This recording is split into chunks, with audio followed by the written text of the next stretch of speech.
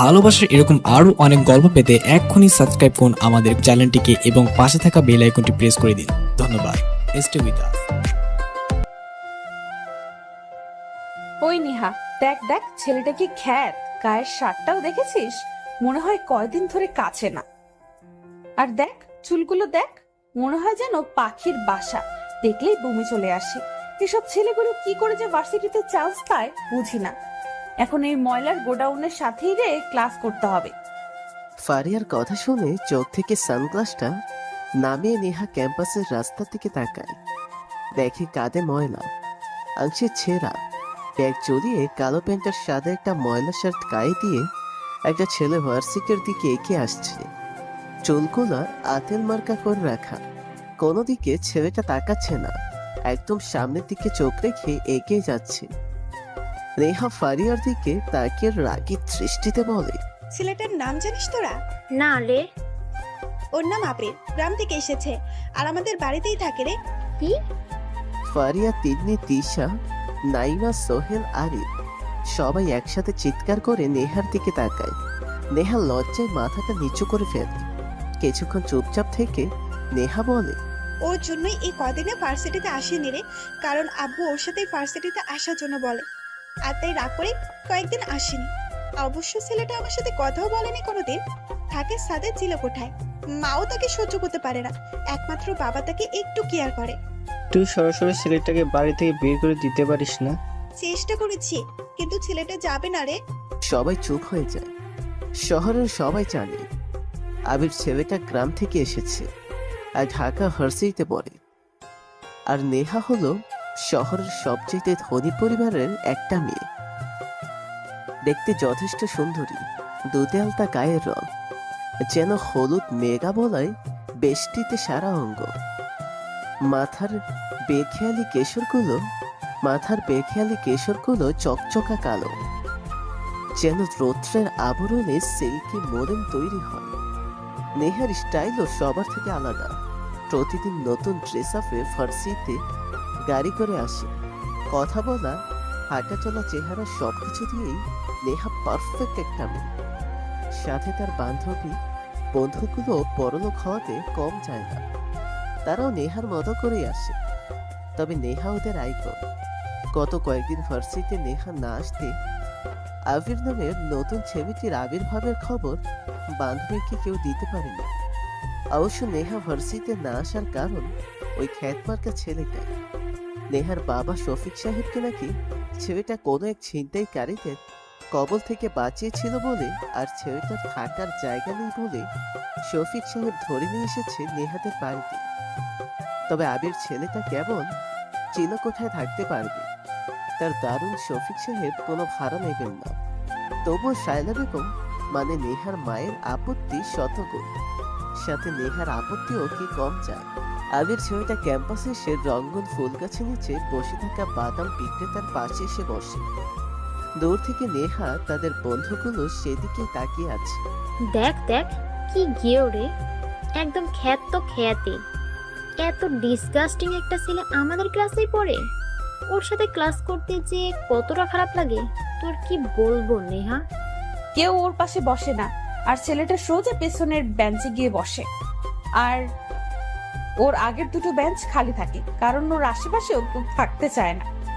আচ্ছা বাদ দে, ছেলেটাকে ভার্সিটি থেকে তাড়াতে হবে, আর আমার বাড়ি থেকেও। চল প্ল্যান করে ফেলি। তাই করি। ওরা আবিরকে তাড়ানোর জন্য নানা রকম প্ল্যান করতে থাকে। আর আবির বাদাম বিক্রি করা ছেলের সাথে বসে হেসে হেসে গল্প করে। আবিরের দাঁত হলুদ দেখে মনে হয় যেন কয়েকদিন হলো দাঁত মাজে না। এটা দেখে বাদামওয়ালা মিন্নু বলে, ভাইজান, আন্নের দাঁত এরম হলুদ কা? আবির আংশিক ছেঁড়া ব্যাগ থেকে ইংরেজি নোবেল কথিত বই বের করে পড়ছিল। মিন্নুর কথা শুনে খানিকটা প্রু কুচকে তাকিয়ে বইটা বন্ধ করে হেসে দেয়। ঠিক তখনই মিন্নু বলে ওঠে, ভাইজান, আন্নের দাঁতগুলা হলুদ হইলেও আন্নের মুচকি হাসিটা কিন্তু খুব ফাইন লাগে। আবির আরো মুচকি হাসে। আবির কয়েক মিনিট শব্দ ছাড়া হেসে নেয়, তারপর হাসি থামিয়ে বলে, আমার মাও বলতো আমি মুচকি আসলে সুন্দর দেখায়, আর দাঁত হলুদ কারণ আমি দাঁত মাজি না। কেন ভাইজান, দাঁত মাজেন না কেন? তুই দেখেছিস কুকুরগুলো কেমন হাড় খেতে পারে? শক্ত হাড় খায়, কি করে চিবিয়ে দেখেছিস? হুম। ওরা কি দাঁত মাজে? না গো ভাইজান, ওরা কেমনে মাজবে কন? তাহলে ওদের দাঁত শক্ত দেখেছিস? দাঁত মাজে না বলেই দাঁত শক্ত, আর তাই হাড়গুলো চিবিয়ে খেতে পারে। হ, ঠিক কইছেন ভাইজান, আমিও তাইলে দাঁত মাজুম না আর। আবির গাছের সাথে হেলান দিয়ে একটু শব্দ করে হাসে। মিন্নুর কথা শুনে। মিন্নুর বয়স কত আর হবে? এই 7-8 বছর। মা পঙ্গু, বাবা একজন মাতাল, একটা বড় বোন আছে। মিন্নুর থেকে আবির শুনেছে তার বড় বোনের নাম রেনু। রোজ ভোর রাতে অনেক টাকা নিয়ে রেনু আপা বাড়িতে আসে। মিন্নু সারা রাত জেগে থাকে তার আপার জন্য। সেদিন মিন্নুর সাথে আবিরের অনেক কথা হয়। সেদিন মিন্নু বলেছিল, জানেন ভাইজান, আমার আফা না রোজ মেলা টাকা নিয়ে আসে, আর প্রতিদিন আমি যাইগা দেখি আফার মুখটা কেমন শুকনা থাকে। মাঝে মাঝে কান্না করে আমার আফা। আফারে জিগাইলে কয়, তুই এসব বুঝবি না। আইসা ভাইজান, আপার মুখটা কেন শুকনা লাগে? কেন আমি তাকে হাসতে দেখবার পারি না ভাইজান? আপার লগে আমার ঘুরতে ভালো লাগে, কিন্তু আপা দিনে ঘুমায়, সন্ধ্যায় আমি আসার আগে বার হয়ে চলে যায়, আবার ঘুরে আসে। কেন হয় এরকম ভাইজান? মিন্নুর কথায় আবির সেদিন কোনো উত্তর দেয়নি। আবিরের বন্ধু বলতে তেমন কেউ নেই, আর এদিকে মিন্নুর সাথে বস্তির কোনো ছেলে মেয়ে মেশে না। তাই প্রথম যেদিন আবির ফার্সিতে এসে এই গাছের নিচে বসে বই পড়ছিল, তখনই মিন্নু এসে বাদাম দিতে চায়। আবির মিন্নুর দিকে তাকিয়ে মুচকে এসে দু একটা কথা বলতে বলতে একসময় অনেক ঘনিষ্ঠ হয়ে যায়। আবির বসা থেকে উঠে দাঁড়িয়ে মিন্নুর পকেটে 50 টাকা গুঁজে দিয়ে বাদামের গামলা থেকে ছোট্ট একটি মুঠোয় কয়েকটা বাদাম নিয়ে বলে, তুই রোজ দাঁত মাজবি গাধা, কারণ তারা পশু আর তুই মানুষ। মানুষদের দাঁত মাজতে হয়। নে বাদাম খা, আমি দিলাম, নে খা আর বিক্রি কর। কত হয় জানাবি? আবির কথাগুলো বলে কয়েক পা পাড়াতে একটি জোরে মিন্নু বলে ওঠে, ভাইজান, আপনি কি তাইলে পশু? আবির চোখটা বন্ধ করে। ফর্সা মুখের উপর রাগের প্রতিচ্ছবি ফুটে ওঠে তার। ভিতরে থাকা অন্য একটি মানুষ তার মধ্যে অকারণেই যেন জেগে উঠতে থাকে, কারণ এই পশু শব্দের সাথে আবির ছেলেটার অনেক কিছু জড়িয়ে আছে। বলা যায় এক ছলসানো অতীত, যেখানে পশুত্বটাই রক্তের গন্ধে বিষাদিত। আবির ঘোরে মুচকি এসে হনহন করে ঠোঁটে ক্লাসের দিকে এগিয়ে যায়। ক্লাসের কাছে আসতেই কে যেন তার ব্যাগটা টেনে ধরে। ঘুরে তাকিয়ে দেখে একটা মেয়ে। আবির চুপচাপ দাঁড়িয়ে পড়ে। আবিরকে দেখে সবাই নাক মুখ ছিটকে মুখ ঢেকে নেয়। আবির সবার দিকে তাকিয়ে মুচকে এক হাসি দেয়। আবিরকে দেখে সবাই ভাবছে কোন সারগাদা থেকে উঠে এসেছে সে। কেমন যেন পটকা গন্ধ তার গা থেকে আসছে, তাই সবাই সেই গন্ধটা যেন না পায়, তাই নাক ঢেকে রেখেছে। আবির কথা বলেনি, কোনো রকমে তড়িঘড়ি করে ক্লাসের দিকে প্রবেশ করে। সবাই আবিরকে দেখে দূরে সরে যেতে থাকে। আবির কোনো কথা না বলে একদম শেষ বেঞ্চে গিয়ে বসে পড়ে। ক্লাসের সবাই ওর দিকে তাকাচ্ছে। সে স্মার্ট হয়ে এসেছে, তার জন্য তাকায় না। সে যেমন খ্যাত, এটা দেখার জন্য সবাই তাকায় ওর দিকে। তবে আবিরের মেধা সবার থেকে অনেক গুণে বেশি। এ কারণেই সে মাত্র 10 দিনের স্যারদের কাছে বেশ পরিচিত লাভ করে। আচ্ছা নেহা, আজ যদি ব্রেক টাইমে আমরা ওকে নিয়ে একটু মজা করি কেমন হবে? কেমন মজা? ওই ধর, তিশা যে ওকে দাঁড় করিয়ে কথা বলবে, সোহেল যে ওর বসার জায়গাতে চুইংগাম লাগিয়ে দেবে। গ্রেট আইডিয়া, তাহলে চল এটা করা যাক। কয়েকটা ক্লাস শেষ করে ব্রেক টাইম আসে। আবির বসা থেকে উঠে চলে আসবে, তখনই তিশা নামের মেয়েটা 3 হাত দূরে রুমাল হাতে বেঁধে বলে, এই ছেলে উঠে দাঁড়ান বলছি। আপনি বলেন, আপনার জন্য কি সবার কাছ থেকে টাকা তুলবো? আবির তিশার ঝাড়ি শুনে উঠে দাঁড়ালো। আর ঠিক তখনই সোহেল পেছন থেকে এসে অনেকগুলো চুইংগাম লাগিয়ে পালিয়ে যায়। আবির দাঁড়িয়ে বলে, কেন? আপনার যে গায়ে দুর্গন্ধ আর শার্টে যে ময়লা, এতে করে তো ক্লাস করা যায় না। নতুন কাপড় কিনে দেবো? নতুন কাপড় লাগবে না। আবির কথাটা বলে বেঞ্চে বসে পড়ে। সবাই হো হো করে হাসতে থাকে। আবির সবাইকে মনে মনে পাগল বলে বেঞ্চে মাথা লাগিয়ে শুয়ে পড়ে।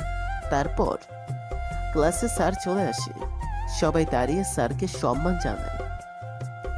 কিন্তু যখনই আবির উঠে দাঁড়ায় তখন একটা বেমানান শব্দ শুনতে পায়ও। কেবল আবির নয়, নেহা, তিন্নি, নাইমা, তিশা, সোহেল, আরিফ বলতে গেলে সবাই শুনতে পায় শব্দটা। আর এটা শুনেই নেহারা চোরেই হেসে ওঠে। আবির একটু ঘুরে পেছনে তাকায়, দেখে ওর প্যান্টের কিছু অংশ পেন্সে লেগে আছে চুইংগামের সাথে। নীলর সাথে সাথেই বলে যায়, কেমন যেন তার গলাটা ধরে আসতে থাকে, চোখ যেন ঝাপসা হতে থাকে। বারবার উচ্চ পদস্থ মানুষদের দিকে আবির তাকায়। গরিব বলে সবাই তাকে নিয়ে মজা করছে, কিন্তু সে কিছু বলে না। চুপচাপ বেঞ্চে মাথাটা দিয়ে মুখটা নিচু করে শুয়ে পড়ে। এদিকে স্যার তার টপিক নিয়ে নানা রকম কথা বলতে থাকে। একসময় স্যার সবার উদ্দেশ্যে প্রশ্ন করে, পুরুষেরা বলে থাকে নারীরা অহংকারী। কেন অহংকারী? কারণ নারীরা সৌন্দর্যের প্রতীক। তারা তাদের সৌন্দর্যের কারণে অহংকারী হয়, আর এই অহংকারটা দেখায় কেবল ছেলেদের কাছেই। কথা কি ঠিক? স্যারের কথা শেষ হতেই ক্লাসের ছেলেগুলো সবাই স্যারের সাথে সহমত করে মেয়েদের অনেক কিছুই বলতে থাকে। একসময় ভার্সিটির সবচেয়ে সুন্দর মেয়ে নেহা উঠে দাঁড়িয়ে বলে, জি স্যার, মেয়েরা অহংকারী, কারণ মেয়ে মানেই মা, মেয়ে মানেই বোন, মেয়ে মানে একটা সংসার টিকিয়ে রাখার অদম্য ঢাল।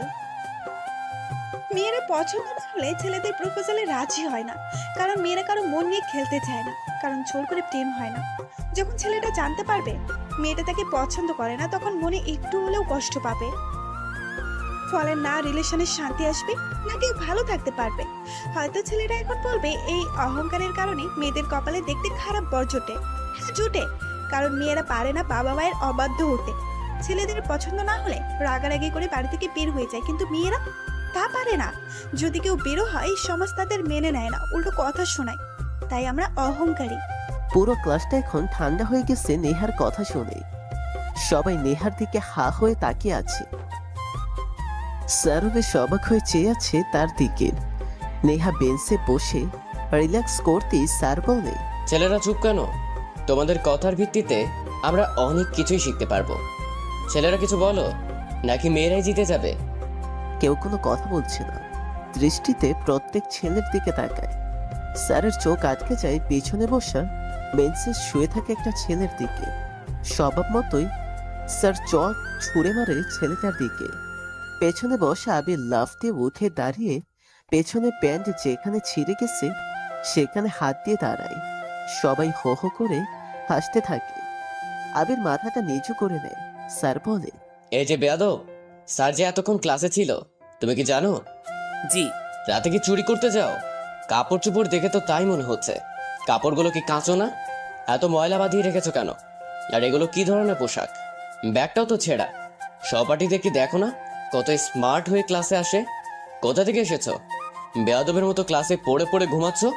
ফাজিল ছেলে কোথাকার। স্যারের অপমানে আবির আরো মাথাটা নিচু করে নেয়। একটা দীর্ঘশ্বাস ফেলতে চেয়েও যেন পারে না। সবকিছু আবারও কেমন ঘোলাটে লাগছে। বারবার মনে হতে থাকে ওর যেখানে বড়লোকী জীবনযাপনের আধিক্য, সেখানে গ্রামে থেকে আসা গরিব ছেলেটার কোনো মূল্য নেই। স্যারের কথাগুলো শুনে ক্লাসে সবাই উচ্চস্বরে হাসতে থাকে। স্যারও একটু হাসলেন। আবিরকে আবার স্যার বলতে থাকে, বেয়াদব ছেলে, নাম কি তোমার? জি, আবির। আবির হাসান নি। থাক থাক, আর বলতে হবে না। নামটাই খালি ভদ্র, আর চেহারাটা দেখো, ময়লার গোডাউন। তা বাবা আবির, এতক্ষণ ক্লাসে কোন বিষয়ে কথা হচ্ছিল তুমি জানো? জানবে কি করে? পড়ে পড়ে তো তুমি ঘুমাচ্ছিলে। ধর, এই ছেলেটা থাকলে আমি কখনোই ক্লাস নিতে আসবো না। গেলাম আমি। স্যার যাবেন না। স্যার সবার কথা উপেক্ষা করে চলে যেতে উদ্যত হলেন। দরজার কাছে প্রায় যেতেই একটু জোরেই আবির বলে ওঠে, স্যার, আপনি বোঝাচ্ছিলেন সমাজে নারীদের অহংকার করাটা আসলে দোষের কিছু না। এই ব্যাপারে আমাদের ক্লাসের সুন্দরী মেয়ে অনেক কিছুই বলেছে। হ্যাঁ, মেনে নেওয়া যায় তাদের অহংকার করাটা ঠিক, কিন্তু তারা কখনো জানে না একটা ছেলে পরিবারের জন্য কতটা গুরুত্বপূর্ণ। স্যার, একটা পরিবারে বাবা যদি পঙ্গু হয়, মা বাবাকে সেবা আর সংসারের অনেক রকম কাজ করে, আর তখন সেই পরিবারের ছেলে কি করবে? সংসারের হাল ধরবে। যেমনটা ক্যাম্পাসে বাদাম বিক্রি করা মিন্নু করে, আর আমরা নতুন সাজে প্রতিদিন এসে মিন্নুর থেকে বাদাম কিনে মজা করে খাই। স্যার মেয়ে তো মেয়েই, বিয়ের আগে বাপের অধীনে থাকে। বিয়ের বয়স হলে সেই একটা ছেলেকেই তো বিয়ে করতে হবে তাকে। তারপর মেয়েটা স্বামীর আদুলে চলে যায়, হোক সে মা, হোক সে তখন কারো ভাবি। কিন্তু যে ছেলেটা না খেয়ে মা বাবার জন্য আগেই সংসারের হাল ধরেছে, সেই ছেলেটাই তো আবার নারী, মানে বউকে দেখাশোনা করবে। তাহলে অহংকারটা কার করা উচিত, ছেলের নাকি মেয়ের?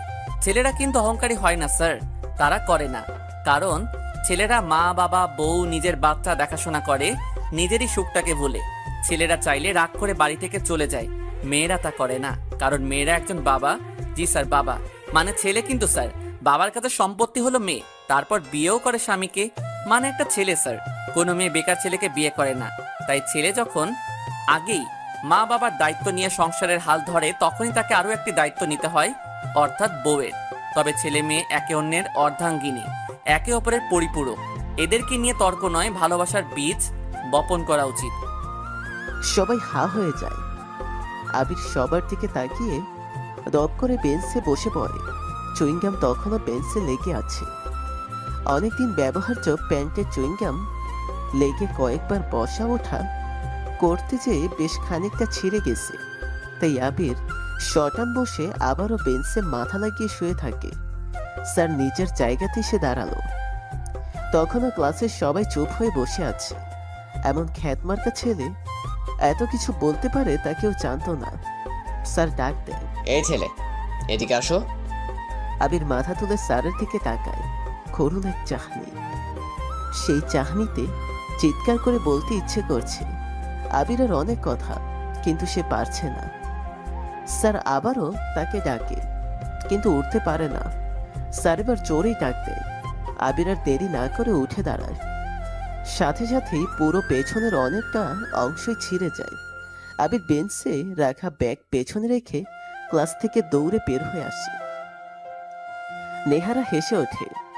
আবির সেই হাসির শব্দ থেকে পালাতে রঙ্গন ফুলগাছটার নিচে এসে বসে। খানিক সময় পর মিন্নু এসে পাশে দাঁড়ায়। মিন্নুকে দেখে আবির মুচকে হাসে। মিন্নু বলে, ভাইজান, আজকে মনে হয় মায়ের লাগে ওষুধ কিনতে পারুম না। কেন? দেখেন না, বাদাম গুলান এখনো বিক্রি হয় নাই, কি করে কিনবো কন? তুই কেন তোর মায়ের জন্য ওষুধ কিনবি? তোর আপার টাকা আছে না? কিন্তু আমার তো কয় আফার থেকে টাকা না নিতে, আফার টাকায় নাকি বিষ আছে। আইসা ভাইজান, টাকায় 20 টাকা কেমনে? মানুষ কি মইরা যায়? মায় কইছে হের টাকা নিলে নাকি আমরা বিষাক্ত হম। কি করে ভাইজান? আবির কিছু বলে না, কেবল মুচকে হাসে। মিন্নু আবিরের হাসির দিকে তাকায়। মিন্নু কেবল আবিরের হাসির জন্যই আবিরকে ভালোবাসে। ভাইজান বলে ডাকে। আবির দীর্ঘ শ্বাস টেনে ছেড়ে দেয়। এই শহরের সব জায়গায় তার চেনা মানুষদেরকে আবির হাতের তালুর মতো চেনে। অন্ধকার হলে সবগুলো আবিরের বন্ধু হয়ে যায়। সেই বন্ধুত্বের ফারাক অনেক বিশাল, যেখানে কোনো অনুমতি নেই। আছে অনেক হিংসুটে প্রাণহীন রক্ত কেন্দ্র। আবির হাসি থামিয়ে বলে, তোর আপা অনেক ভালো রে মিন্নু। তোর মাকে বলিস তোর আপার উপরে যেন রাগ না করে। আর শোন, তোর মাকে না জানিয়ে তোর আপার থেকে কিছু টাকা নিয়ে ওষুধ কিনিস। তোর মা বাবা আর আপার সাথে একদিন দেখা করব।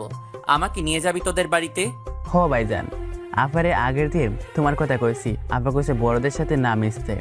ভালো বলেছে, যা তাহলে বাড়িতে যা, কাল আসিস। তুমি যাবা না? মিন্নুর কথা শুনে আবির একটু হেসে বসা থেকে উঠে দাঁড়ায়। তখনই ব্যাগটা পেছনে রাখে আবির, কিন্তু মিন্নু ঠিকই টের পায় আবিরের করুণ অবস্থা। মিন্নু বলে, কি হইল, আপনি ব্যাগ পিছনে রাখছেন কেন? এমনি।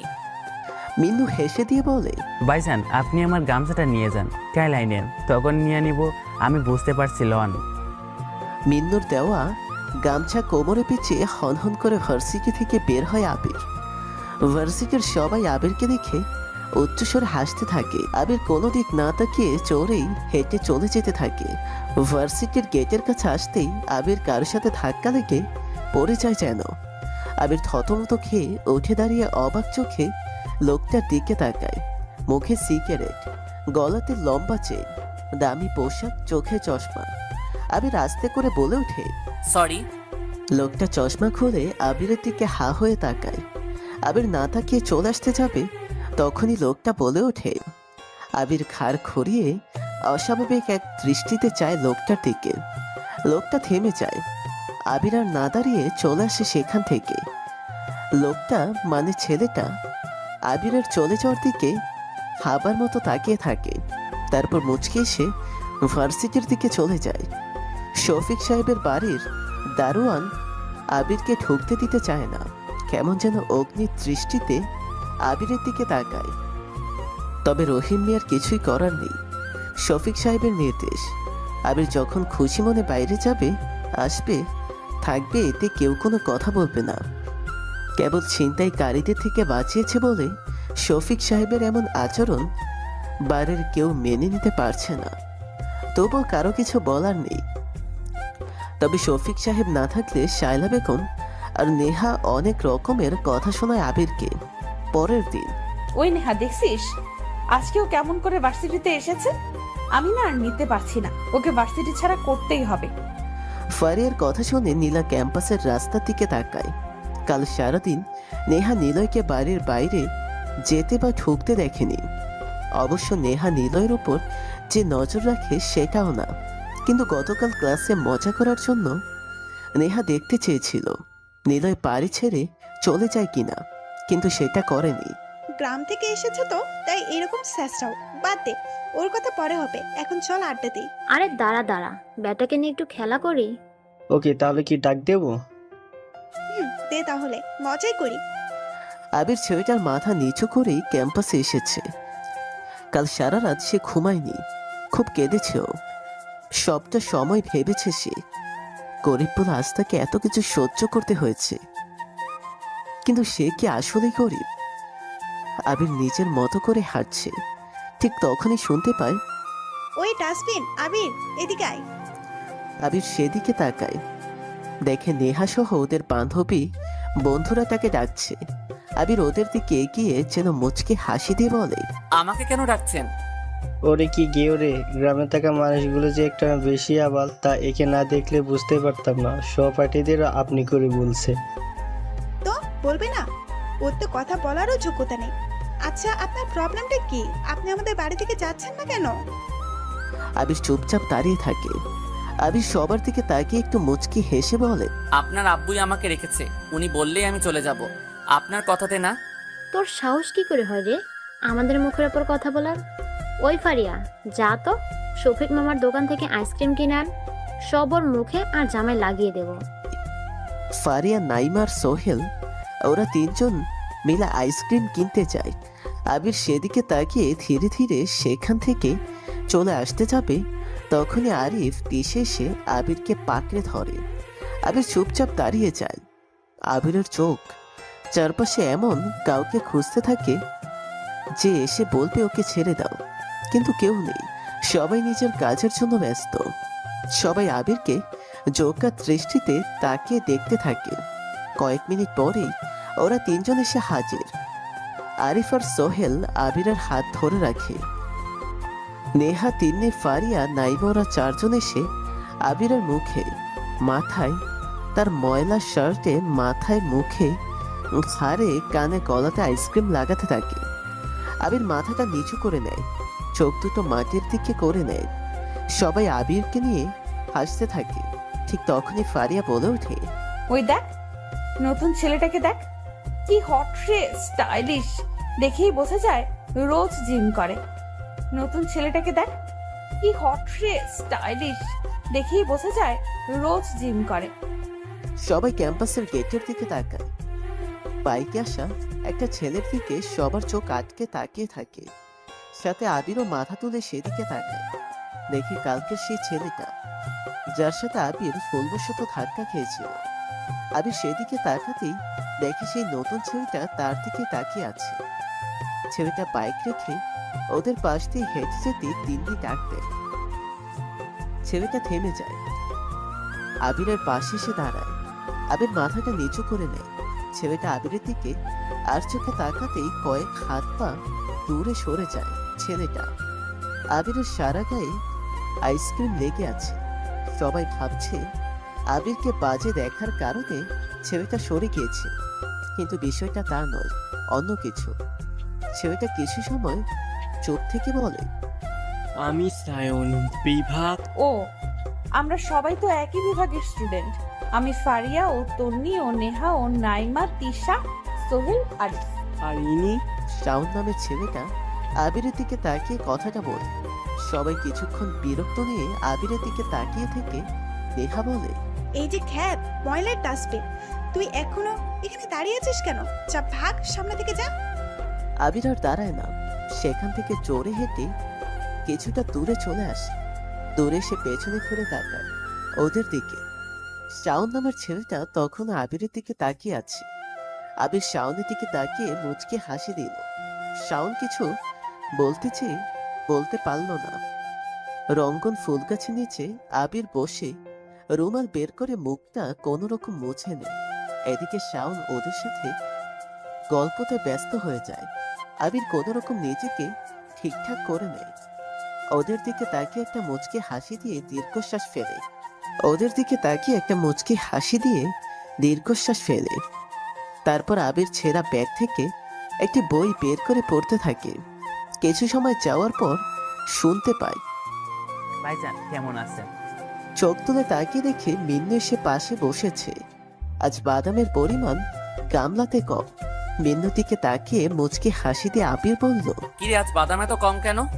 আজ বালা বিক্রি হয়েছে। ও, তা তোর মুখটা এমন শুকনা কেন? মিন্নু কিছু বলল না। আবিরের দিকে তাকিয়ে আবার চোখ সরিয়ে নেয়। আবির ব্যাগ বই রেখে মিন্নুর মাথায় হাত বুলিয়ে দিতে বলে, কি হয়েছে রে, আজ চুপ কেন? মায়ের ওষুধ কিনতে পারিস নাই? আচ্ছা চিন্তা করিস না, আমি দেব। সেটা না ভাইজান, মায়ের ওষুধ কিনছিলাম। তাহলে? আফা, কি হয়েছে তোর আপার? জানেন ভাইজান, আপা আমাকে খুব ভালোবাসে। শুরু থেকে আপার আদরে বড় হয়েছি। আপা আমার গায়ে কখনো হাত উঠায় নাই, কিন্তু আজকে সকালে আমার গালে আপা জোরে সর মাইরা খাইছে। জোরে সর মাইরা কইছে, একদিন সব সাইডে চলে যাব। মিন্নু কান্না করতে থাকে। আবির মিন্নুর মাথায় হাত দিয়ে বলে, কেন রে, কি হয়েছে? জানি না ভাইজান, আজ যখন বুড়ে ঘুম থেকে উঠে দেখি আপা আইছে আর বাবা আপারে বকতেছে, তখন দেখি আপার বাবার লগে ঝগড়া করতেছে।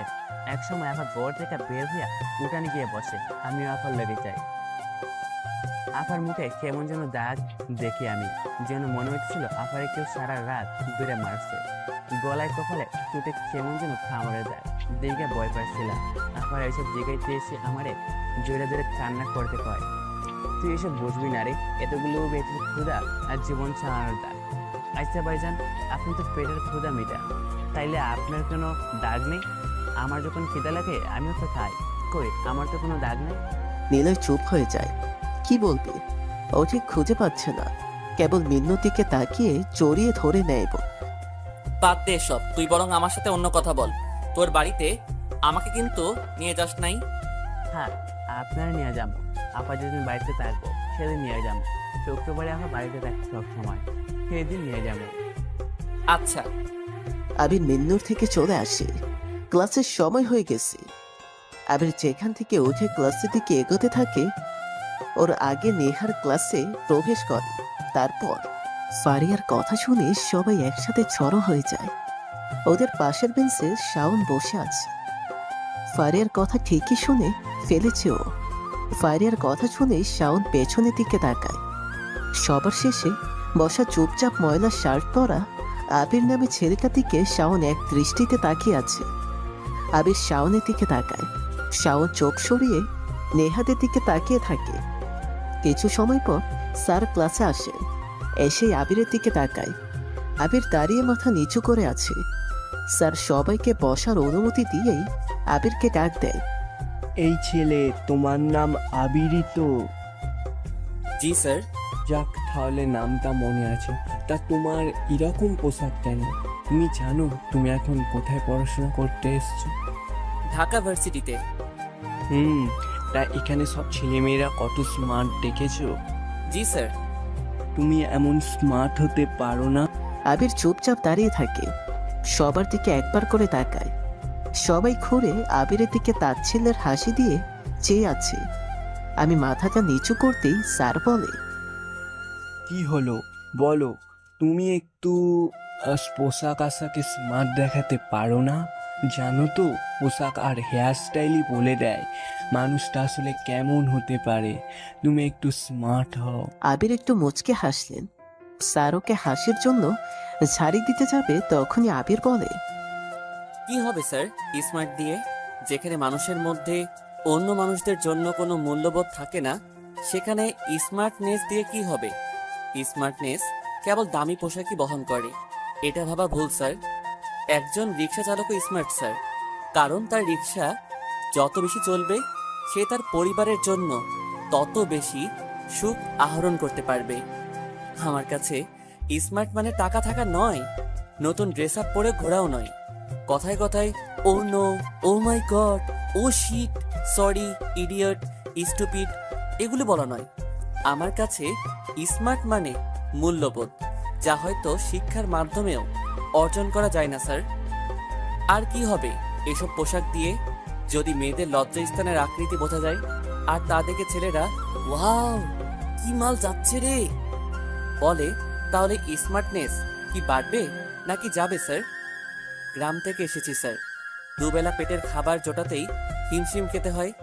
সেখানে স্মার্টনেস দেখিয়ে কি হবে? কেউ না খেয়ে থাকলে অন্য কেউ এসে কখনোই বলবে না চল আমি তোকে খেতে দেব। তাহলে স্মার্টনেস দিয়ে কি করব আমি স্যার? স্যার আর কোনো কথা বলছে না, কেবল হা হয়ে আবিরের দিকে তাকিয়ে আছে। শুধু স্যার নয়, ক্লাসের সবাই আবিরের দিকে অবাক চোখে তাকিয়ে আছে। বিশেষ করে যে মেয়েগুলো শর্ট ড্রেস পরে আসে, তারা আবিরের নিজের জায়গাতে বসে পড়ে। এইভাবে দুটো ক্লাস পার হয়। 1 ঘন্টার ব্রেক চলে। আবির ব্যাগ রেখে রঙ্গন ফুল গাছের নিচে এসে বসে। ঘামে ভেজা শার্টের হাতা দিয়ে মুখটা মুছে নেয়। খানিকটা সময় পর মিন্নু আসে। চোখে মুখে তখনও মিন্নুর চিন্তার ছাপ। আবির বলে, কি হয়েছে, এখনো মন খারাপ? ভাইজান, দুপুরে গেছিলাম বাড়িতে ভাত খাইতে। বাড়ির কাছে যাইয়ে শুনি আমার পাশের বাড়ির এক বাবির লোকে ঝগড়া করতেছে। ঝগড়ার সময় বাবি আপারে অনেক খারাপ ভাষায় গালাগালি করছিল। তারপর বলছিল তোর লজ্জা করে না মুখ দেখাইতে? ভাইজান, বাবি যখন আপারে এইসব কইতেছিল, আপা কোনো উত্তর দেয়নি কেন? আপার চোখের পানি দেখে আজ না গায়ে চলে আসছে। আবির কিছু বলতে চেয়েও বলে না। কি বলবে ও? মিন্নুর মা পঙ্গু, বাবা একজন মাতাল। ওর বড় বোন সংসার চালাতে, মায়ের ওষুধ কিনতে, বাবার নেশা মেটাতে রাতের অন্ধকারে রাতের পরী হয়ে থাকে। টাকাওয়ালা মানুষগুলো সেই পরীটাকে নিত্য নতুনভাবে ব্যবহার করে, আর সেই বড় লোকেরা টাকাগুলো গরিবদের দান করতে গেলে তাদের হাত কাঁপে। আবার সেই নারী যদি সংসার চালানোর কাজে নিজের দেহটাকে বিক্রি করে, সেই নারীর হয়ে যায় খারাপ। অথচ সমাজের ভদ্রলোকেরা দিব্যি তাদেরকে টাকার বিনিময়ে ভোগ করে যায়। আজব খেলা। ভাইজান, চুপ করে আছেন কেন? ভাবছি আজকে তোদের বাসায় যাব। যাবেন? আচ্ছা তাইলে যাই, বাড়িতে বইলে আসি। আমি এখন যাইব আর আইব, আপনি এইখানে থাকবেন? হুম। মিন্নু চলে যায়। এদিকে আবারও ক্লাস শুরু হওয়ার সময় চলে আসে। নিলয় ক্লাস শুরু হওয়ার 10 মিনিট আগে ক্লাসে আসে। নিজের জায়গাতে যেতেই বেশ অবাক হয়, কারণ সেখানে তার ব্যাগ নেই। আবির সব দিকে একবার চোখ বুলিয়ে নেয়, কোথাও আবিরের ব্যাগের চিহ্ন দেখা যাচ্ছে না। আবির আরো ভালো করে সব বেঞ্চে তাকায়, কিন্তু সেখানে আবিরের ব্যাগ নেই। শেষে আবির বেশ কাচুমাচু হয়ে সামনে বসা ছেলেগুলোর কাছে যায়। সোহেল, আরিফ, শাওন আরও অনেকেই বসে আছে সেখানে। আবির কাচুমাচু হয়ে সোহেলকে জিজ্ঞাসা করে। সবাই উচ্চস্বরে হেসে ওঠে। আবির যে 1 নাম্বার খ্যাত, তা আবিরের কথা শুনে বোঝা গিয়েছে সবাই। ক্লাসমেটদের আপনি করে বলছে, তাও ভাই ডেকে। আরিফ আবিরের জামার কলার ধরে বলে, শালা, তোর ব্যাগ কোথায়? আমরা কি জানি? তোর ব্যাগ কি আমরা দেখে বেড়াই? কোথায় সিনা ব্যাগ আর কোথায় দামি ব্যাগ? যা থাক সামনে থেকে। ভাই, ব্যাগ দেখেছেন? ঢং দেখলে মনে হয় শালা তোকে ঘুষি মেরে দিই। সামনে থেকে আবাল কোথাকার। কাকে কি বলছিস? ও তো কানো কাটা, দেখছিস না স্যাসরার মতো আমাদের বাড়িতে পড়ে আছে। এর থেকে আমাদের বাড়ির কাজের ছেলেটাও স্মার্ট। যে কোনো মেয়ে হুট করে কাজের ছেলেটাকেও প্রপোজ করতে পারে। সবাই বেশ জোরে হাসতে থাকে। এইভাবে সেমিয়ারদের কাছে র্যাগিং হতে হবে বা টিচ হবে আবির কল্পনাও করেনি। আবির আর দাঁড়ায় না, মন খারাপ করে ক্লাসের বাইরে চলে আসে। শাওন নামের ছেলেটা কিছু বলতে চেয়েও চুপ থাকে। আবির বের হতেই সবাই জোরে জোরে হাসতে থাকে। আবির আর দাঁড়ালো না, সোজা ভার্সিটি থেকে চলে আসে। ক্লাস শেষ হওয়ার পর সবাই একসাথে বের হয়। তিন্নি, নাইমা, তিশা শাওনের সাথে বেশ খাতির জমিয়েছে। এদিকে নেহা আর ফারিয়া একসাথে বের হয়েছিল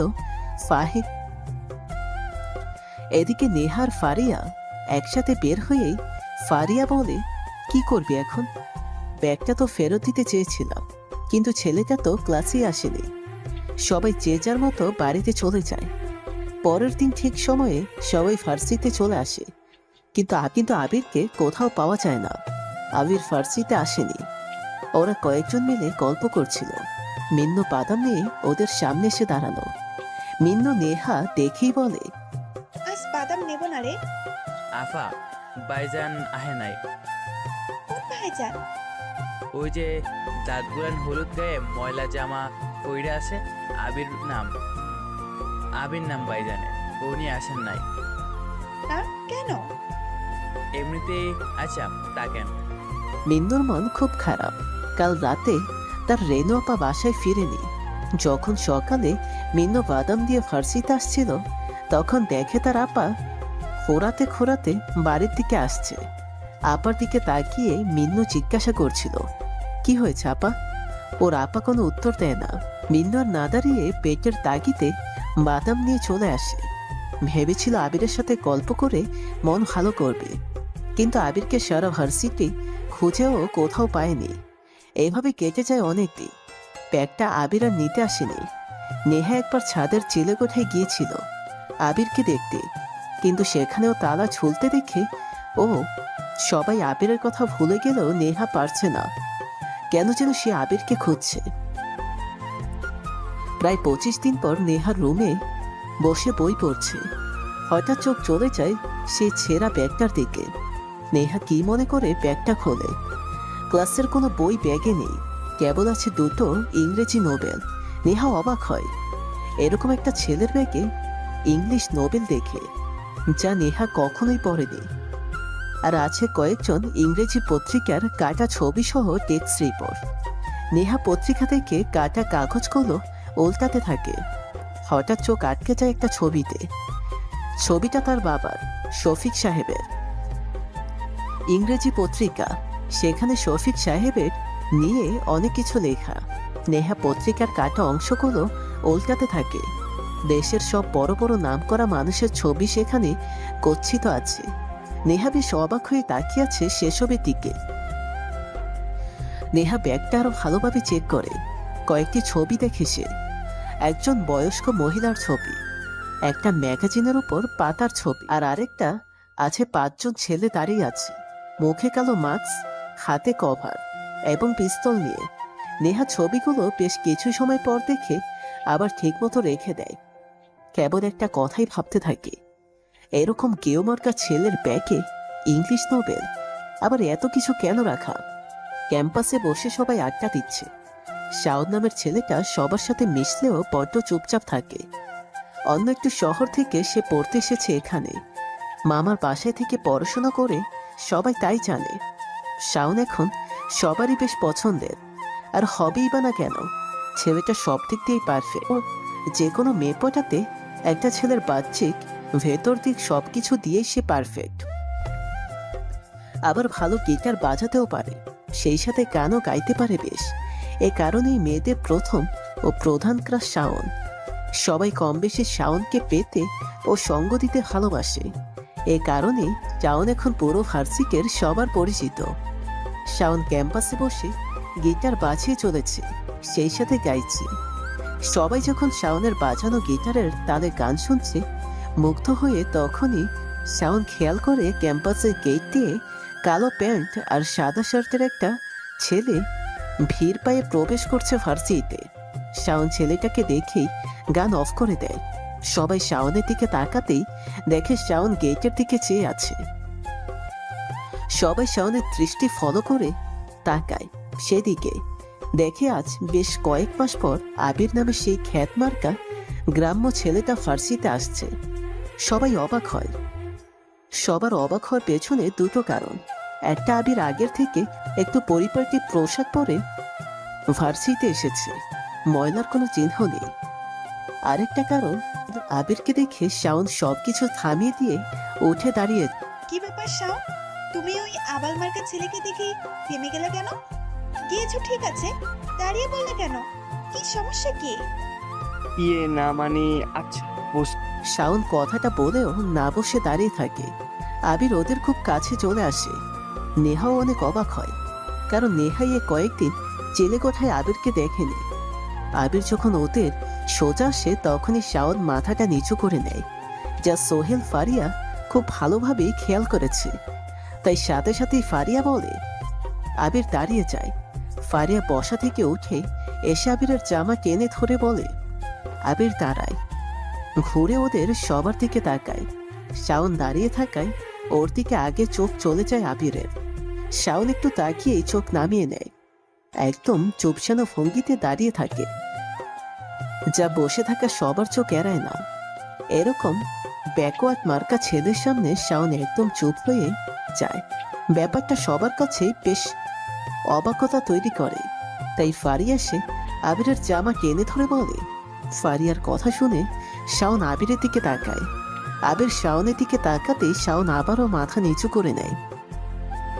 আসলে ওরকম খ্যাতমার্কা ছেলের দিকে তাকাতেও ইচ্ছা করে না, তাই মাথাটা নিচু করে আছি।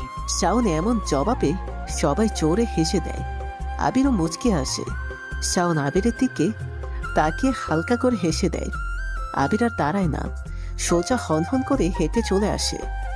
আবির সেই ফুল গাছটার কাছে আসতে খেয়াল করে মিন্নু মনমরা হয়ে বসে আছে।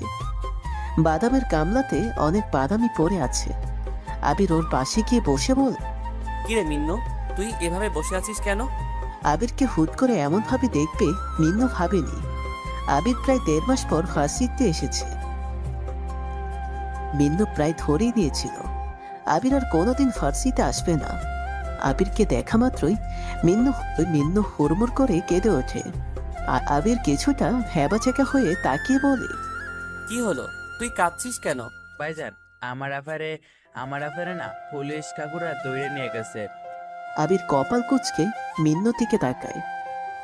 মিন্নুর আপার কথা শুনতেই বুকটা ছেদ করে ওঠে। মিন্নু খুব করে কাঁদতে থাকে। আবির ওর মাথায় হাত দিয়ে বলে। কি হয়েছে? জানি না ভাইজান, আফার লোকে একবার দেখা হয়েছিল, আমারে কিছু বলে নাই। তাই পুলিশদের কাছে আপা কাঁদতে কাঁদতে কইতেছিল কি করেছে আমি। রাতে তো বাড়িতে ফিরেছিলাম, আমাকে কেন ধরে এনেছেন? পুলিশরা আপারে খুব গালি দিতেছিল, দেখে আমি চলে আসি। আজ 4 দিন হইল আপার লোকে দেখা নাই। 4 দিন হইল আপারে দৌড়ে নিয়ে গেছে। আচ্ছা ঠিক আছে। জানো ভাইজান, আমি পুলিশদের পা জড়িয়ে ধরছিলাম, টাইনতে কইছিলাম আমার আফারে সাইরা দিতে, আমাকে দৌড়ে রাইখে দিন। ও কিছু করতে পারে না, আমার আফা অনেক ভালো একজন, ওকে সাইরা দেন। পুলিশটা আমার জুড়ে লাথি মাইরে কইছিল। ওর আপা তো বে রাত হলে বিয়ে গিরি করে বেড়ায়। শালা মা, যা এখান থেকে, বেশি তাড়ামি করলে না তোর বোনের সাথে তো কেউ চালান করে দিব। শালা যা, টাকা নিয়ে আয়, নইলে থানা মুখো হবি না, বেটা হারামি। আবিরের দিকে তাকিয়ে কথাগুলো বলে মিন্নু ছলছল চোখে হেঁকে আবিরের মুখের রং পাল্টে যাওয়ার দৃশ্যটা লক্ষ্য করছে। মিন্নু এমন রোগ পাল্টানোর মানেটা খুব ভালো করেই জানে। কেউ খুব রেগে গেলে মুখের এক্সপ্রেশন আর রক্তবর্ণ যে ভাব আসে তা মিন্নুর অচেনা নয়। আবির বলে। তুই বাসায় যা, তোর আপা বাড়িতে চলে আসবে। কত টাকা লাগবে বলেছে পুলিশ? বলছে 1 লাখ টাকা লাগবে, আবার আর দেখতে পাবো না ভাইজান। দূর, বললাম তো আজকে তোর আপা বাড়িতে ফিরবে, তবে দেখিয়ে দিবি আমাকে তোকে কোনো পুলিশ লাথি মারছিল। আর কারাগারে কাউকে দেখতে গেলে টাকা দিতে হয়, কে বলেছিল তাকেও দেখে দিবি। আর যে তোর আপাকে গালি দিয়েছিল তাকে দেখাতে পারবি তো? পারবো, খুব পারবো। মন চাইতেছিল হারামিগুলোকে ঘুষি মাইরে আপারে ওখান থেকে ছাড়াইয়া নিয়ে আসি। ঘুষি মারলে কি কেউ বড় রকমের আহত হয়? জানি না, তবে কে ছাড়াবে আমার আপারে? কেন আমি? আপনি টাকা কই পাবেন? আপনি নিজেই তো জামা কিনতে পারেন না, ময়লা জামা পরে আসে। আপনি দেখে আমার জামা গুলো পরিষ্কার লাগে। রোজ আপা আমার জামাগুলা কাইসা দেয়। হা হা হা, এসব তোর ভাবতে হবে না, তুই খালি দেখিয়ে দিবি ব্যাস। আবিরের মুখের রং আরো পাল্টে যায়, জোরে একটা নিঃশ্বাস ছাড়ে, হাতটা মুট করে কয়েকবার। আবির মুচকে হাসে, মিন্নুর দিকে তাকায়ও। মিন্নু এক কাদা আশানরূপ দৃষ্টিতে তাকিয়ে আছে মিন্নুর দিকে। আবির আর দাঁড়ায় না, মিন্নুর হাত ধরে গাছের নিচ থেকে টেনে নিয়ে আসতে থাকে। আবির মিন্নুর হাত ধরে ভার্সিটি থেকে বের হয়। একটা রিক্সা ডাকে আবির। ওরা দুজন রিক্সাতে উঠে যায়। উদ্দেশ্য পরিচিত জায়গা, কারাগারের সামনে এসে রিক্সা থেকে নামে ওরা দুজন। মিন্নু হাত ইশারা করে দেখিয়ে বলে, হে আমারে আপার লগে দেখা করাবো দিবে, কয়ে টাকা নিয়ে নেয় পকেট থেকে, তারপর 2-4টে গালি দিয়ে আমারে বাইট কইরা দেয়। আপা কেমন আছে জানি না ভাইজান। আবির মিন্নুকে কারাগারের মেইন ফটকের সামনে যেতে বলে। গেটের সামনে যে পুলিশগুলো থাকে তারা ভালো মতো চেক করে ভেতরে প্রবেশ করতে দেয়, কিন্তু এই পুলিশওয়ালা এভাবে মিন্নুর থেকে টাকা নিয়েছে, সেটা বড়ই অন্যায়। আবির কারাগারের ভেতরে গাছের নিচে গিয়ে বসে। মিন্নু বোকার মতো কেবল আবিরের দিকে তাকিয়ে আছে। আবির ব্যবস্থা করার কথা বলে এখানে বসে বসে আছে দেখে মিন্নু চুপ হয়ে গেছে। আবির পকেট থেকে ফোন বের করে কাকে যেন ফোন করে, ইংলিশে কার সাথে যেন কি কথা বলে। মিন্নু হা হয়ে তাকিয়ে আছে। দুজন পুলিশ ওদের সামনে সামনে এসে দাঁড়ায়। মিন্নু খুশিতে পুলিশদের সাথে যেতে থাকে। আবির বসে বসে মুচকে হাসতে থাকে। কয়েক সেকেন্ড পর বসা থেকে উঠে দাঁড়ায়। কেন্দ্রীয় কারাগারের মধ্যে জায়গাটা বিশাল, বাইরে থেকে যতটা আকর্ষণীয় লাগে ততটাই কঠিন জেলের ভেতরটা। নিলয় পকেটে হাত গুজে কারাগার থেকে বের হয়। কাঁধে সেই ছেঁড়া ব্যাগ, ব্যাগে যা যা ছিল তা ঠিকমতো আছে কিনা আবির জানে না। জেলেকোটায় ফিরে সে আগে ব্যাগটা চেক করবে, তারপর। বাবা, তুমি কি ছেলেটাকে বাসা থেকে কি তাড়াবে? শফিক সাহেব টিভি থেকে চোখ সরিয়ে নেহার দিকে তাকায়। নেহা বিরক্ত দৃষ্টিতে তাকিয়ে আছে শফিক সাহেবের দিকে।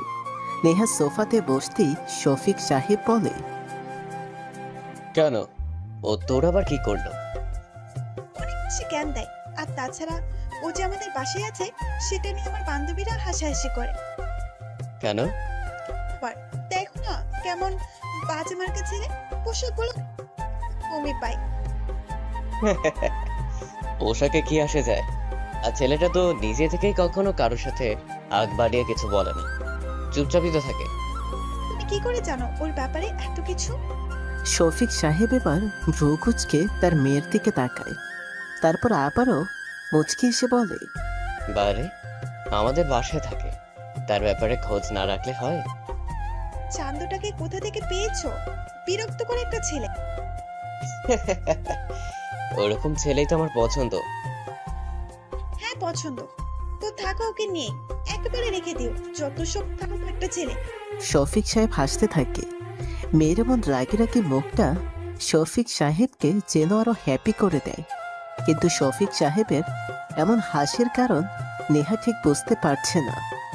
আবির ছাদে দাঁড়িয়ে আছে। আজকের আকাশটা কেমন বেমানান লাগছে। খট করে একটা শব্দ হয়। আবির সেই শব্দের দিকে তাকায়। নেহাকে কিছুটা দূরে দাঁড়িয়ে থাকতে দেখেও আবির নেহাকে দেখে চিলেকোঠার ঘরে চলে যেতে প্রস্তুত হয়। তখনই নেহা বলে, এই ছেলে শুনুন, আপনার সমস্যা কি?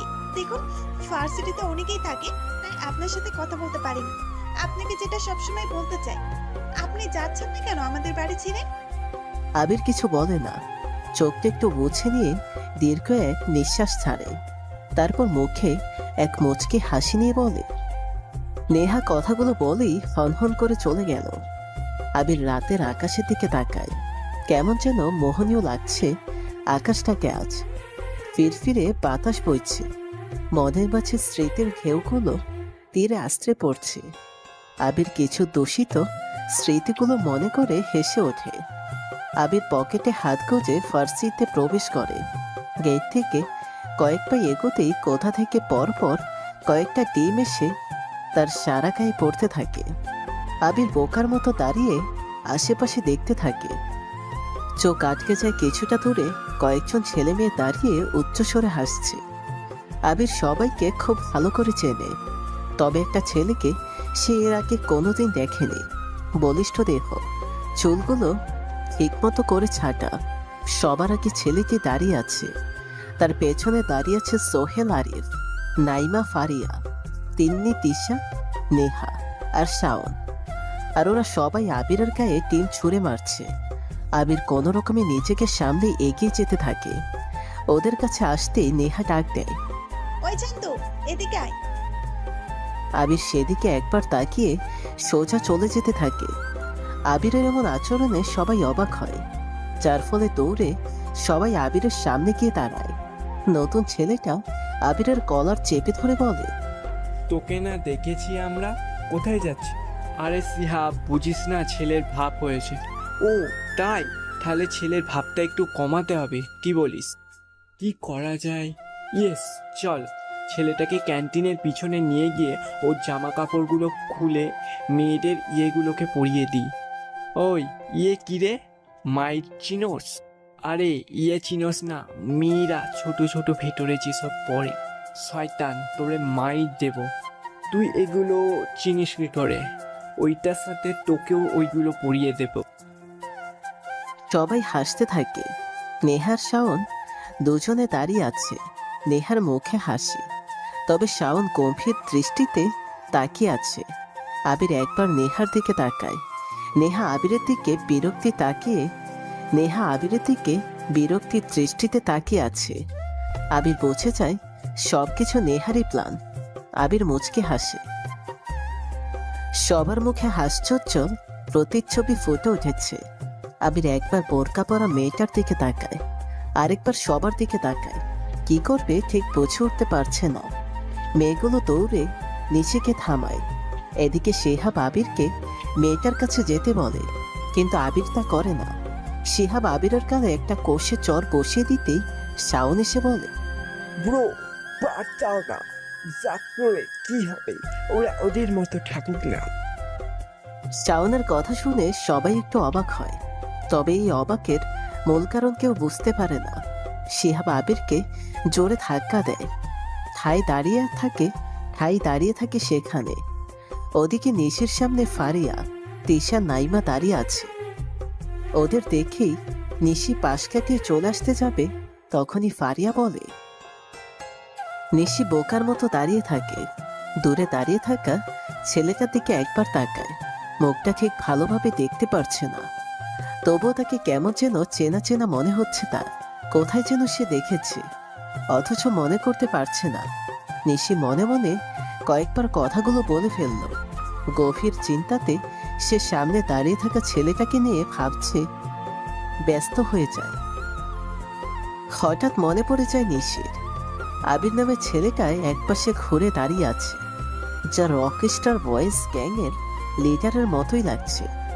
যা নিশি কোনো একটা নিউজ চ্যানেলে আর ম্যাগাজিনের প্রথম পাতায় ছবিটা দেখেছিল। ছবিটা এমন ছিল যে কয়েকজন ছেলে দাঁড়িয়ে আছে সামনে হয়ে, মাথায় বড় হেড পরে, আর তাদের সামনে দাঁড়িয়ে আছে একটা কালো কোট, মাথায় হেড আর মুখে সিগারেট নিয়ে। নিশি বিশুদ্ধভাবে ছবিটা দেখে রোজ। সেই গ্যাংয়ের লিডারের নাম নিলয়, যা নিশি ম্যাগাজিনে পড়েছিল। নিলয়ের তাড়ানোর স্টাইল আর এই আবির নামের সহজ সরল ছেলেটা তাড়ানোর স্টাইল একদমই মিলে যাচ্ছে। এরকমটা নিশির কখনোই হয়নি। অনেক ছেলেকেই তো তার চোখে পড়ে, কিন্তু আবিরের মতো করে কেউ ওর চোখে পড়েনি। নিশি কথাটা বলার সাথে সাথেই তিশা সে নিশির গালে কষে চর বসিয়ে দেয়। নিশি বোকার দৃষ্টিতে তাকিয়ে থাকে ওর দিকে, শান্ত ভঙ্গিতে তাকায়। সেই তাকানোর মাঝে লুকিয়ে থাকে অনেক কিছুই, কিন্তু কেউ তা বুঝতে পারে না। নিশি মুচকি হাসি। আবির আর নিশি এগিয়ে আসতে থাকে। খুব কাছে চলে আসে ওরা। আবিরের হাঁটার সাথে নিলয়ের মিল পাচ্ছে না নিশি, তবে দাঁড়ানোর স্টাইলটা ঠিক নিলয়ের মতোই, সেম টু সেম। নিশি সব ভাবতে ভাবতে এগিয়ে যায়। খুব কাছে আসতে সবাই দেখে বড় কালো রঙের দুটো গাড়ি ফার্সিতে প্রবেশ করেছে। ওরা থেমে গিয়ে সেদিকে তাকায়। গাড়িটা আবিরের সামনে এসে থামে। গাড়িটা দেখে নেহা অবাক হয়, কারণ একটা শফিক সাহেব, মানে নেহার বাবার গাড়ি। কিন্তু ওনাকে এ ফার্সিতে দেখে নেহা যতটা না অবাক হয়েছে, এর থেকে বেশি অবাক হয়েছে গাড়িটা নেহার সামনে না এসে আবিরের সামনে গিয়েই থামে। আর আরো অবাক করা বিষয় ঘটে, শফিক সাহেব হাত বাড়িয়ে আবিরের গাড়িতে তুলে নিয়ে যায়। নেহারা সবাই অবাক চোখে তাকিয়ে আছে। এদিকে নিশিও কিছুক্ষণ সেদিকে তাকিয়ে নিজের গন্তব্যে চলে আসে। সবাই বেশ কিছু সময় ধরে আবির আর শফিক সাহেবের সম্পর্ক নিয়ে গবেষণা চালায়, কিন্তু সঠিক তথ্য কেউ পায় না। তাই সবাই নিজের ক্লাসের দিকে চলে যায়। আবিরের কথা শুনে শফিক সাহেব চুপ হয়ে যায়, কিন্তু দাড়ি ছাটা পরিষ্কার মুখে এক চিলতে মুচকি হাসি লেগেই আছে শফিক সাহেবের। শফিক সাহেবের সাথে আবিরের কথা বলতে বেশ ভালো লাগে। আবির কোনো প্রশ্ন করলে তা যদি গ্রহণযোগ্য হয় তবেই তিনি তার উত্তর দেন, আর যদি দিতে ইচ্ছে না করে সরাসরি কথা ঘুরিয়ে কাজের কথা বলেন তিনি। আর শফিক সাহেবও আবিরকে ভালোভাবেই জানে। আবিরকে ভনিতা ছাড়াই কাজের কথা বললে সে সেটা নিয়েই ভাববে। আবির শফিক সাহেবকে থামিয়ে দেয়।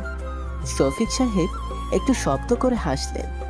পেছনে যে আরো একটি গাড়ি ছিল সেটা এখন নেই। পেছনে যে আরো একটি গাড়ি ছিল সেটা এখন নেই। গাড়িটা ছিল শফিক সাহেবের বডিগার্ডদের, যা তিনি সব সময় সব জায়গাতে গেলে সাথে নেবেন ওদের। কিন্তু এবার ব্যতিক্রম। আবির শফিক সাহেবের প্রশ্নের উত্তর দেয় না, কেবল একটু মুচকি হাসে। শফিক সাহেব বুঝে যায় আবির তার প্রশ্নের উত্তর দেবে না, তাই তিনি একটা দীর্ঘশ্বাস নিলেন। আবির গাড়ির জানালার কাচ খুলে দিয়ে বাইরের দিকে তাকায়। শ্রাবণের মেঘগুলো দক্ষিণ থেকে উত্তরে উড়ে চলার প্রতিযোগিতা শুরু করেছে, কারণ শরতের বেহুলা ডাক যে মেঘদের শুনতেই হবে। তবে সেই মেঘদের চালক হলো বাতাস, যা আবিরের গায়ে এসে লাগছে। সব সম্পর্কের কি কোনো অধিকার লাগে? মিন্নুর সাথে আবিরের সম্পর্কটা বন্ধুত্বের। হতে পারে মিন্নু ছোট আর আবির বড়, তবু সম্পর্কটা বন্ধুত্বের, মানবতার। যেখানে কোনো নাম নেই, আছে কেবল একটা অচেনা আহ্বান। আবির প্রশ্ন করে। আবির জানালা দিয়ে বাইরে তাকায়। গাড়িটা শহর থেকে বহুদূর চলে এসেছে। শহর ছেড়ে ছোট্ট একটি ঝিলের পাশ দিয়ে গাড়িটা চলছে। আবির বাইরে তাকাতেই দেখে অনেকগুলো সাদা রাজহাঁসের দল ঝিলের কিনারে হেঁটে বেড়াচ্ছে। উপরে উঠছে সাদা বক আর শিহরিত সাদা মেঘের দল। আবির সেদিকে চোখ না সরিয়ে শফিক সাহেব চমকে উঠলেন। এমনিতে আবিরের কেবলমাত্র থাকতে দেওয়া হয়েছে বলে তার বাড়িও কেবলমাত্র থাকতে দেওয়া হয়েছে বলে তারও বাড়িতে টিকা কষ্টসাধ্য হয়ে গেছে। এরপর যদি নেহার রুমটা আবিরকে দিয়ে দেওয়া হয়, তাহলে নিশ্চয়ই শফিক সাহেব আর আবিরের কপালে বেশ খারাপ কিছুই আছে। শফিক সাহেবের গাড়িটা থেমে যায়। আবির সাথে সাথে নেমে যায় সেখানে। শফিক সাহেব আর কোনো কথা না বলেই গাড়ি চালিয়ে শহরের দিকে এগিয়ে আসে। রাকিবের দিকে সবাই উৎসুক দৃষ্টিতে তাকিয়ে আছে। রাকিব পেছনে তাকায়। ওর সাথে থাকা লোকজনগুলো এলিয়েনি দৃষ্টিতে তাকিয়ে আছে। রাকিব কিছু বলতে যাবে, তখনই আরো একটি চর রাকিবের গালে পড়ে। রাকিবের চোখ মুখ লাল হয়ে যায় রাগে আর অপমানে। যে চর মেরেছিল সে কয়েকবার আঙ্গুল ফুটিয়ে রাকিবের দিকে তাকিয়ে হাসি দেয়। সবাই এরকম সাহসের জন্য বোরখা পরা মেয়েদের দিকে অবাক চোখেই তাকিয়ে আছে।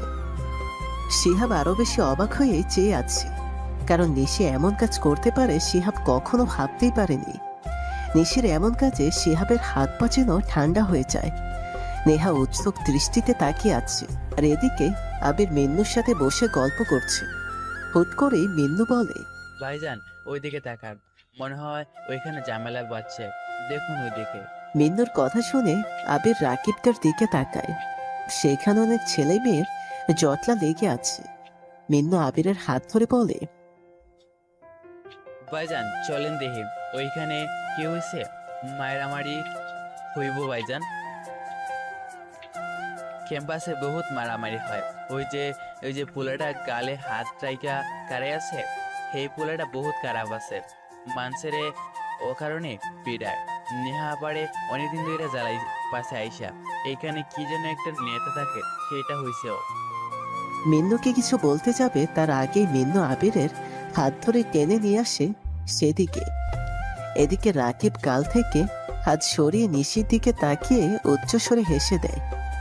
সবাই রাকিবের এমন উদ্ভট হাসি দেখে আরো বেশি অবাক হয়। রাকিব নিশির দিকে তাকিয়ে বলে, বাহ, এই ফুলের তো দেখি কাটার পরিমাণ বেশি, নেহার থেকেও বেশি। নাইস। দেখ শাওন, যেটা বলছি সেটা কর, সোজা এখান থেকে চলে যাও। না হলে কি? আমিও দেখতে চাই তোর সাহস কতটুকু। রাকিব কথাটা বলেই নিশির গাল টেনে ধরে ডান হাত দিয়ে। ডান হাতের আঙুল দিয়ে নিশির গালটা জোরে চেপে ধরে। শাওন এগিয়ে আসতেই রাকিবের পেছনে দাঁড়িয়ে থাকা কতগুলো ছেলে শাওনকে ধরে ফেলে।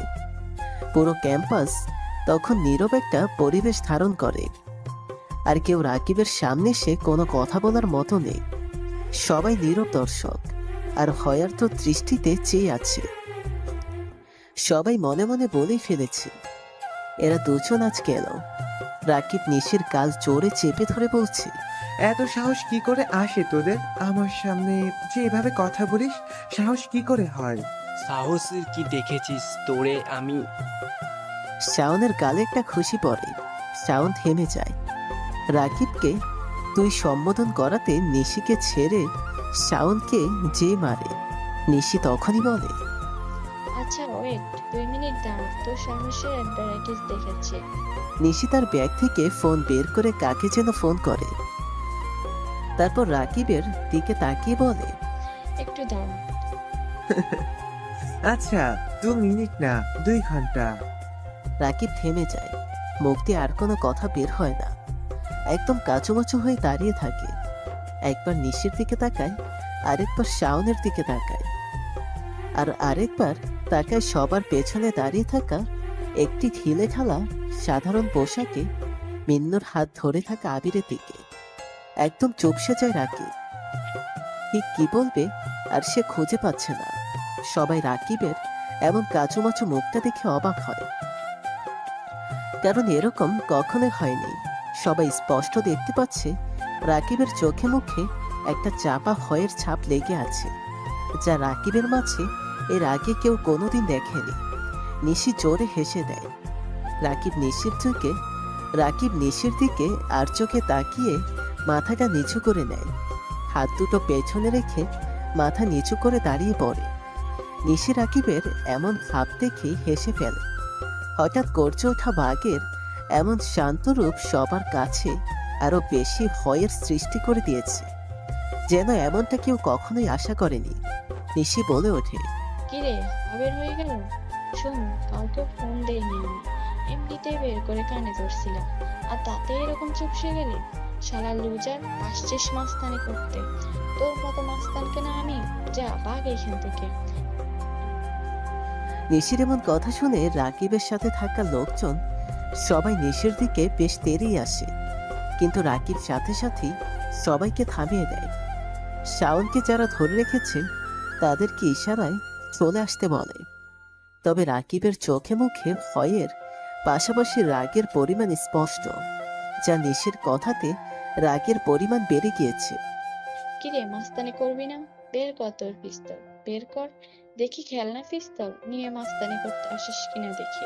নিশি কথাটা বলেই রাকিবের কোমর থেকে পিস্তল বের করে নেয়। রাকিবের সাথে থাকা লোকজন এমন আচরণে অবাক হয়, কারণ রাকিব নিশিকে কিছুই বলছে না।